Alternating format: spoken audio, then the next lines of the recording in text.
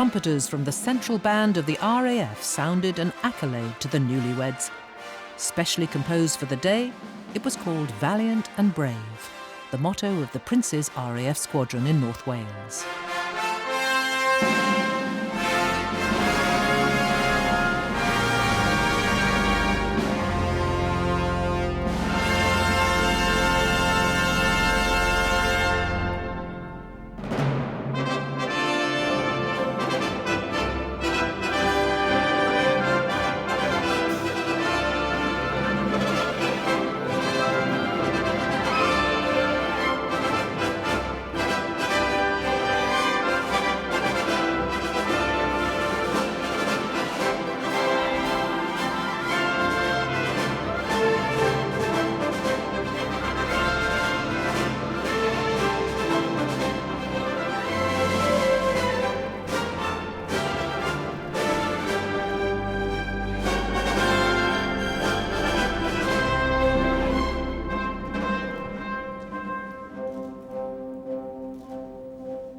Catherine, now Her Royal Highness the Duchess of Cambridge, curtsied low to her grandmother-in-law, the Queen, who welcomed her into the family with a warm smile. Smiles of encouragement, too, from Prince Charles, who had worked closely with Catherine on choosing the music for the ceremony. The country and the worldwide audience shared in a very special family moment.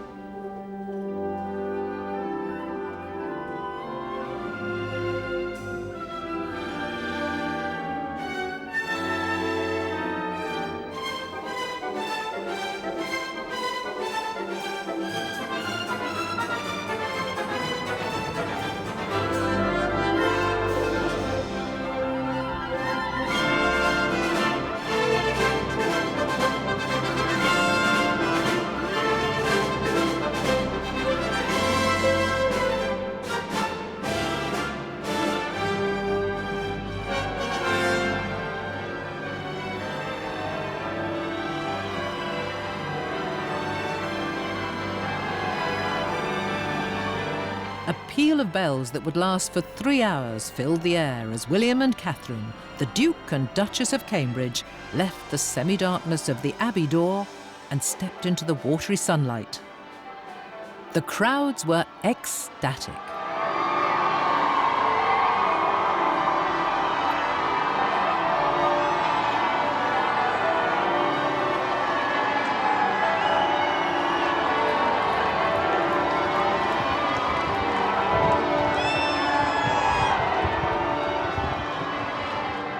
If the new Duchess needed a reality check to confirm that life had now changed forever, perhaps the sight of the 1902 state landau, built for King Edward VII, provided it.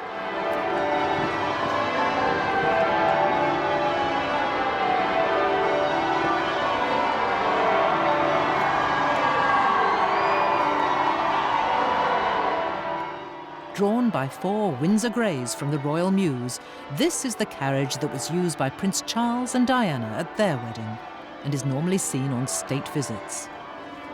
And this was to be Catherine's first experience of riding in it.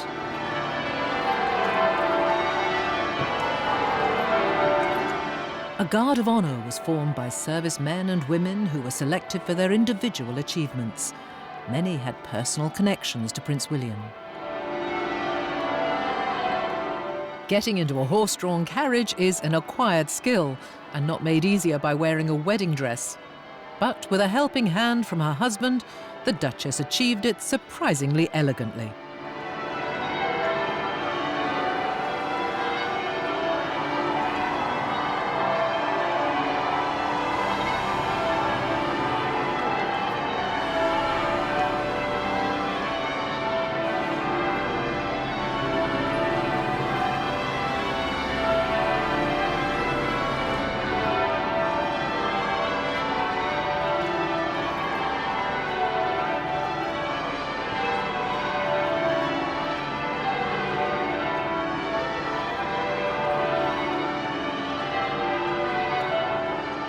With impeccable timing, a signal was given and the carriage moved off to loud applause and great waves of cheering.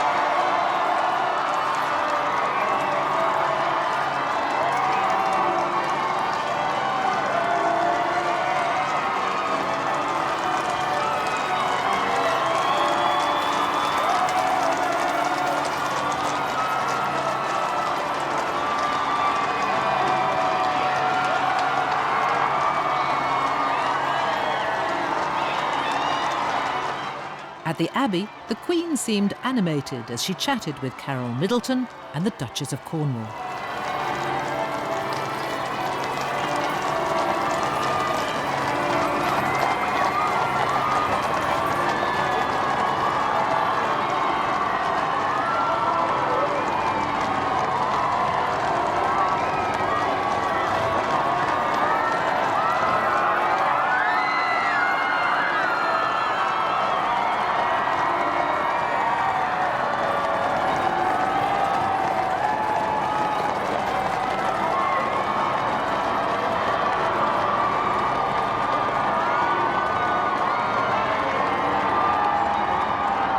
The livery worn by the footmen and coachmen are, wherever possible, antique and original. The newlyweds were given a captain's escort, commanded by William's close friend, Major Nicholas Van Kutsen, 12 troopers of the Life Guards, and 12 of the Blues and Royals. What an experience for the newest member of the royal family.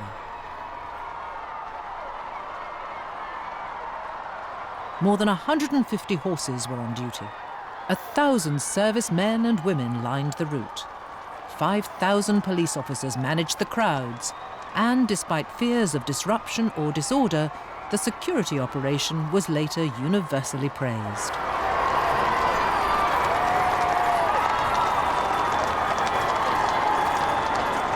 And these were the scenes that everyone had waited patiently to see. The pure pageantry of a royal wedding. The second in line to the throne, en route to the palace where, with his new wife, he will one day reign as king. For the coachman, a huge responsibility. Riding the lead was Alan Parry, who's been at the Royal Mews for a decade, and John Nelson, a veteran of royal occasions, who's worked at the Mews for 43 years. The carriage itself, with its crimson satin seats and red leather, was restored just a few years ago.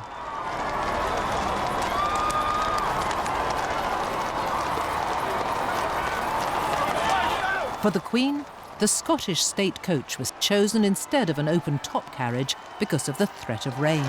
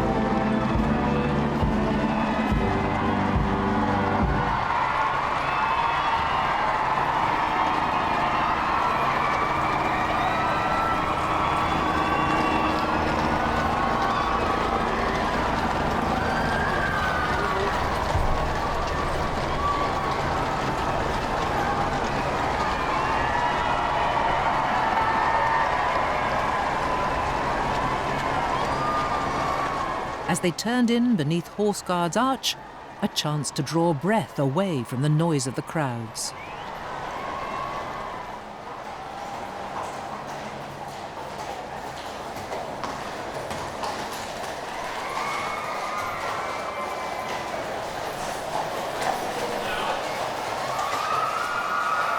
Holding hands, the bride and groom made their way onto the parade itself.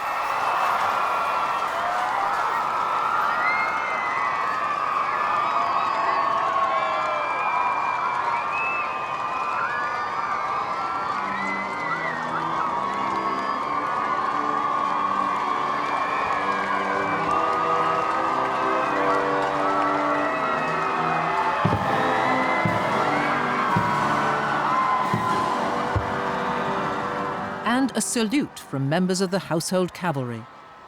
For Catherine, now Her Royal Highness, a further taste of life to come.